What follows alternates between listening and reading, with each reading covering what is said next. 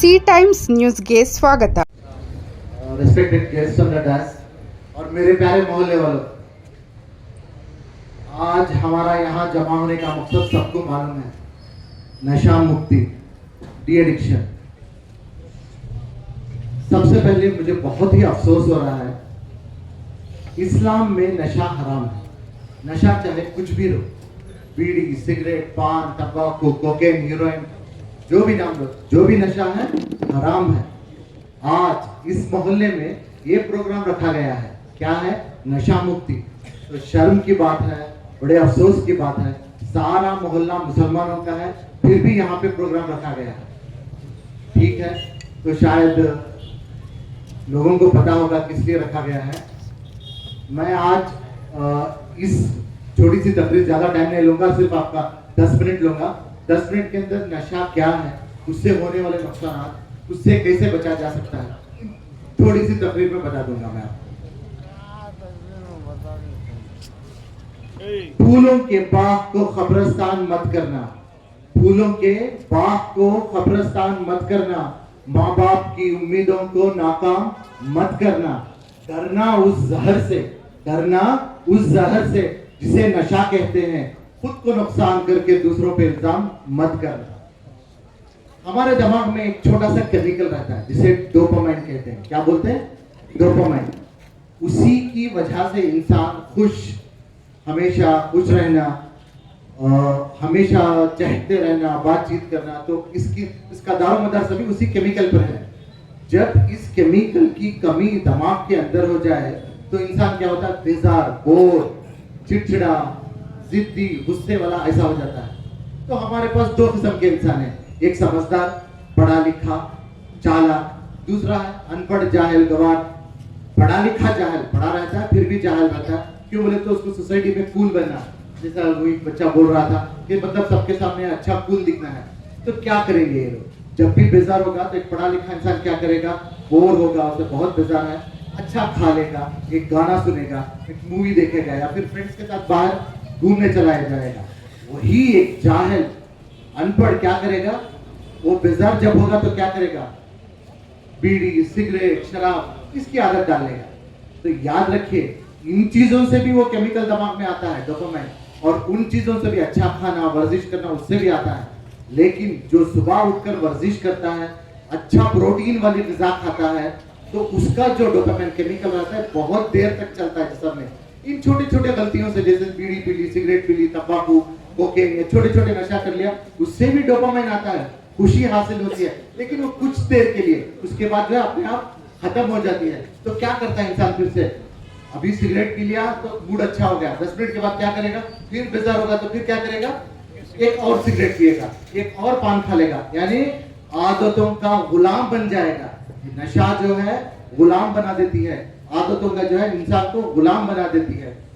तो सिंपल से दो मिसालें हैं, तो किस तरह से जिंदगी बर्बाद करती है। ये तो नशा हुआ, नशे के बारे में बोल दिया क्या है, किस तरह से जिंदगी बर्बाद करती है। एक इंसान है, जलील है, नशेड़ी है, शराबी है, उसकी बीवी की आंखों में बेबसी है, बच्चे डरे हुए दहशत में है, माँ बाप शर्मिंदा है, लेकिन उसको कुछ फर्क नहीं पड़ता। उसे सिर्फ और सिर्फ क्या टेंशन रहता है? शाम को मेरा नशे का जुगाड़ कैसे हो, किस तरह मैं शाम को शराब हासिल कर लूं। सिर्फ सुबह से शाम तक इसी टेंशन में रहता है। क्या करता है शाम को? चोरी भी करता है, डाका भी डालता है, किसी को नुकसान भी पहुंचाता है। घर के सारे बर्तन बिक चुके हैं, बीवी के तमाम जेवर गिरवी पड़ी हुई है उसकी, तो फिर भी उसको उस चीजों की परवाह नहीं है, तो वो जलील है। एक दूसरी मिसाल है, एक 16-17 साल का लड़का घर से लड़के निकल गया, या फिर चलो लॉन्ग में फेलियर हो गया, या फिर एग्जाम में अच्छे नंबर नहीं आए, जब घर से बाहर निकला बुरी सोहबत का शिकार हो गया, बैड फ्रेंड सर्कल, गलत सोहबत में, तो नशा कर लिया। जब सुबह होती तो पछताता है, मैंने कल रात में गलती कर ली। दोपहर तक फ्रेंड्स को कोसता है, वो गलत सोहबत थी। शाम तक उसको सपोर्ट नहीं मिलता, घर से काउंसलिंग नहीं होती, माँ बाप समझाते नहीं, दोस्त साथ नहीं देते, तो फिर शाम में उसे क्या एहसास होता है? कल जो मैं कर रहा था वो ठीक था, जिसके साथ था मैं वो ठीक था। तो मैं नौजवान, मेरी आवाज जहां तक भी जा रही है, जिसमें अगर कोई भी नशे वाला है तो मैं बोलता हूं, आप जब एक सेकंड आवाज जहां तक भी जा रही है, आप में से अगर कोई भी नशा कर रहा है तो जब आप होश में रहें तब फैसला करें, तब कसम खाएं। बेकार है, कसम काम नहीं करेगी। अल्लाह की कसम, जोरों की कसम, अम्मा की कसम, बाबा की कसम, कुछ काम नहीं करेगी। जब वो नशा लेगा सब भूल जाएगा। तो उसे साथ चाहिए, हमारा साथ, सोसाइटी का साथ चाहिए, तभी वो सुधरेगा। मैं खासकर नौजवानों से अपील करता हूँ, ज्यादा से ज्यादा हमारे नौजवान इसमें मुब्तला हैं। रोज मरने वालों की संख्या एक्सीडेंट्स, दूसरे बीमारियों की वजह से ज्यादा नहीं है, ड्रग्स की वजह से मरने वालों की तादाद ज्यादा है। ड्रग्स से चाहे बीमारियां हो, एड्स, हेपेटाइटिस बी हो, या फिर ड्रग्स के नशे में एक्सीडेंट्स हो गए, इससे मरने वालों की तादाद हिंदुस्तान में ज्यादा है और खासकर नौजवानों की है। मिसाल मशहूर है, आप किसी भी कौम या मुल्क को बर्बाद करना चाहें तो आपको बॉम्ब्स की, पिस्टल की या गन की जरूरत नहीं। सिर्फ आप उस कौम के नौजवानों को नशे की आदत डाल दें, खुद ब खुद वो कौम भी खत्म हो जाएगी और मुल्क भी बर्बाद हो जाएगा। इसकी मिसाल स्पेन है। स्पेन हजारों साल पहले मुसलमान 1000 साल तक हुकूमत करते रहे। कितने साल तक? 1000 साल तक हुकूमत करते रहे। यहूदियों ने बेहद कोशिश कर ली कि उनकी हुकूमत हटा सके, लेकिन कुछ नहीं हो पाया। तब यहूदी बहुत चालाक थे, उन्होंने आसान सा रास्ता अपनाया। जो भी वहां के मुसलमान थे उनके नौजवानों को नशे की आदत डाल दी। खुद ब खुद चंद दिनों में स्पेन में मुसलमानों की हुकूमत खत्म हो गई। आज यहूदी राज कर रहे हैं। तो बस मैं नौजवानों से यही गुजारिश करता हूं कि पहचाने, नशा करने से आप अकेले नुकसान में नहीं जा रहे, आपकी पूरी फैमिली नुकसान में जा रही है। जो भी नशा करने वाला है वो बीमार है। आप बीमार का इलाज कैसे करेंगे भाई? कैसे करेंगे? उसको गालियां देके, उसे घर से ढकेल के, भूखा रख के इलाज होता है क्या? नहीं। उसका इलाज कैसा होता है? उसकी देखभाल करके, अच्छा खिला के, उसे अच्छा पिला के। तो ये जो भी नशा करने वाले हैं, बीमार हैं, इनको सेहत देने की जिम्मेदारी किसकी है? मेरी, आपकी, तमाम की, समाज की जिम्मेदारी है। इनको साथ लेकर चलें, इनको समझाएं, बार बार समझाएं, बार बार। नशा करते करते ये बीमार हो गए, दिमाग से कमजोर हो गए। एक बार दो बार में ये बात समझ में नहीं आती। आपको चाहिए कि मस्जिदों में बार बार नशे के बारे में बयान दें, स्कूल्स में और कॉलेजेस में अवेयरनेस प्रोग्राम करें कि नशा क्या है, नशे से किस तरह हालत होता है। ये सिर्फ उनके घर वालों की जिम्मेदारी नहीं है, बल्कि हमारी तमाम की, सारे मोहल्ले वालों की जिम्मेदारी है। अगर कोई भी नशा करने वाला है तो समझिए कि उसकी जिम्मेदारी है। अगर आपसे नहीं हो रहा है तो डॉक्टर के पास ले जाइए। आजकल ऐसी दवाइयां मौजूद हैं जिससे नशे की आदत 100% चली जाएगी, या फिर नशा कम इस्तेमाल करने की उसकी ताकत दिन ब दिन कम होते जाकर छूट जाएगी। और जैसा किसी ने पूछा था कि रिहैबिलिटेशन सेंटर्स, हाँ बहुत सारे हैं। हमारा कोलार सहारा चैरिटेबल ट्रस्ट है, हमारे ट्रस्ट में भी एक काउंसलिंग सेंटर शुरू होने वाला है। अगर कोई ड्रग एडिक्ट है तो हमारे पास भी ले आइए, इंशाल्लाह उसकी काउंसलिंग करेंगे और रिहैब में एडमिशन भी करवाएंगे, फ्री ऑफ कॉस्ट रहेगा। पूरे तौर से टोटली फ्री उसका रिहैब करेंगे हम लोग। तो बस मैं आखिरी में इतना ही कहकर अपनी बात को खत्म करूंगा। खुदा ने आज तक उस कौम की हालत नहीं बदली, खुदा ने आज तक उस कौम की हालत नहीं बदली, न हो जिसको ख्याल अपनी हालत के बदलने का। जब तक आप नहीं चाहोगे खुदा भी आपकी मदद नहीं करेगा। Thank you everyone. हमारे हजरत और circle inspector sir, sub inspector sir और हमारे डॉक्टर शफी सर और सामने बैठे मेरे भाइयों, बुजुर्गों और दोस्तों, अस्सलाम वालेकुम रहमतुल्लाहि व बरकातुहू। सबसे पहले जैसा कि अभी आपके सामने बहुत सारे चीजें रखे गए, खासकर कि पूरे एग्जैक्टली एक डिफरेंट पॉइंट्स के एतबार से हमारे सर्कल साहब आपके सामने रखे, और उसी के साथ साथ हमारे डॉक्टर शफी साहब भी बहुत सारे आपके सामने पॉइंट्स रखे। उसमें एक चीज मैं आप लोगों के सामने बोलकर मेरी बात को आगे ले जाऊंगा। सबसे पहले जो चीज डॉक्टर शफी साहब अभी बोले, सलाहुद्दीन अय्यूब रज़ियल्लाहु अन्हु का एक बात है, जो भी कौम को अगर जो जीत हासिल, जंग में जीत हासिल करना है तो उस कौम को बिना हथियार के वो जीत हासिल कर सकता है जब कि वो उस कौम को नशा में मुब्तला कर दे। मसलन जीत जंग की जरूरत इसलिए, जहां पर अगर जो कोई भी कौम को वहां उस जंग में जीतना है तो उस जगह पर नशे की चीज अगर जो हम मुब्तला कर दें तो ऑटोमेटिक वो जंग हमें हार जाती कर।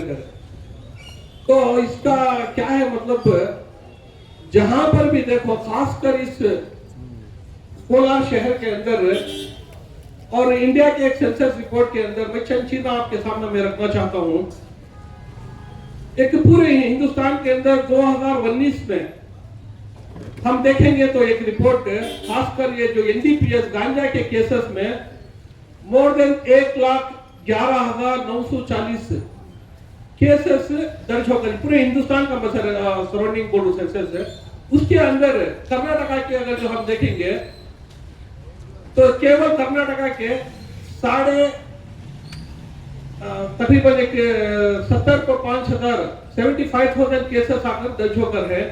और ऐसा चलकर जो कोलार के अंदर देखेंगे तो मोर देन 622 केसेस खासकर गांजा के अभी यहां पर अगर जो हम देखेंगे तो फिक्स होकर है।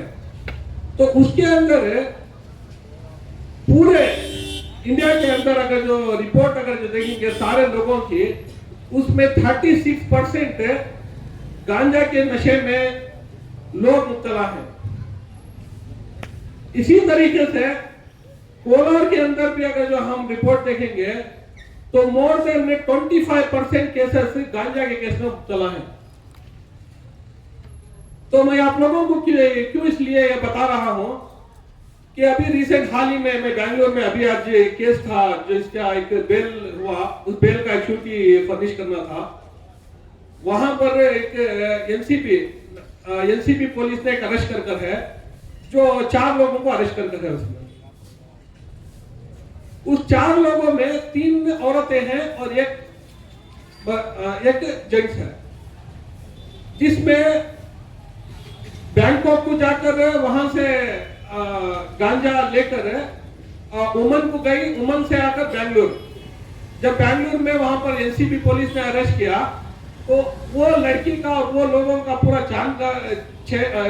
जानकारी करे तो तकरीबन वो लड़की और वो जो आदमी है 70 मरतबा गांजा सप्लाई करने के लिए और गांजा लेके आने के लिए वो काम कर रहा था। तो उसमें से बेहद शर्म की बात है, बेहद अफसोस की बात है कि अगर जो हम देखेंगे तो वो उसमें 4 लोगों में 3 औरतें हैं, जो वो 3 औरतों भी मुसलमान हैं और वो जो लड़का है वो भी मुसलमान है।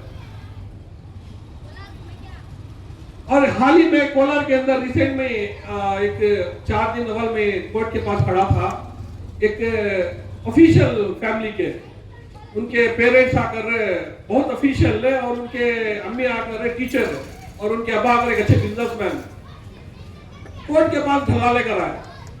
जैसे ऐसा हमारा असिस्टेंट एक एडवोकेट जाकर पूछे क्या वास्ते में आकर ही तुम्हें बोले, तो एक हमारा बच्चा गांजे के केस में लगकर ही तो उनको रिलीज कराने के वास्ते हम आया करते थे। तो वो पेरेंट्स का दिल क्या बोलना, उन्हें बिजनेस कमाकर क्या फायदा, वो पैसे जितना भी जो वो बच्चे को डेवलप करने के वास्ते लगाए थे वो क्या फायदा। और उनकी माँ अगर जो देखेंगे तो गवर्नमेंट ऑफिशियल, वो एक पर्सनली वो एक टीचर है, लेकिन होने के बावजूद भी वो बच्चे को ठीक तरीके से तरबियत नहीं दे सके। अब रिसेंट अगर जो हम शहीशाह नगर का ही देखेंगे तो मैक्सिमम आकर तकरीबन 1-2 महीने अव्वल 4 लोगों को मैंने बेल कराया यही गांजे के केस में। तो बहुत अफसोस होता है, बहुत अफसोस होता है, बहुत दर्द होता है कि जब कहां पर भी ऐसे एक वाकया हमारे सामने पेश आए। तो रिसेंटली अभी हमारा एक बैंगलोर में सेम ऐसा एक मसला हो गया। ये जो टैनी रोड है और ये जो आरटी नगर है, वहां पर देखो मैक्सिमम आकर मुस्लिम कम्युनिटी एक काम में आकर मुब्तला है। सही मानों में अगर जो वो 25% में मैं डिवाइड कर देखा तो 10 से ज्यादा आकर वो परसेंटेज में मुसलमान लोग जेल में हैं। तो ऐसी हालत हमारी कौम की यहाँ पर आ गई। तो मैं एक बेहद खुशी की बात और एक बेहद एक खुशी मनाना चाहता हूँ, ताकि आज एक गवर्नमेंट के तरफ से, एक डिपार्टमेंट के तरफ से एक बेहतरीन इतना अच्छा एक प्रोग्राम यहाँ पर मुनक़्क़द किया गया। तो इस प्रोग्राम में यहाँ पर देखेंगे तो शहीशाह नगर का सेंसर देखेंगे तो बहुत सारे लोग हैं, बहुत सारे लोगों को मैसेज गया, लेकिन यहाँ पर जमा होने वाले केवल चंद लोग हैं। तो मैं क्या आप लोगों को यहाँ की इस बात से, इस स्टेज से मैं आपको एक अपील करना चाहता हूँ कि जहां पर भी अगर जो ऐसे चीज आप नोट करें, ऐसे चीज देखें, तो सबसे पहले आकर वो बच्चे की तरबियत के लिए, रिहैबिलिटेशन के लिए, जो आपको यहाँ पर ऑलरेडी उसका सोल्यूशन एडवांटेजेस यहाँ पर आ गया, उसके जरिए से वो बच्चे को ठीक करने की कोशिश करें।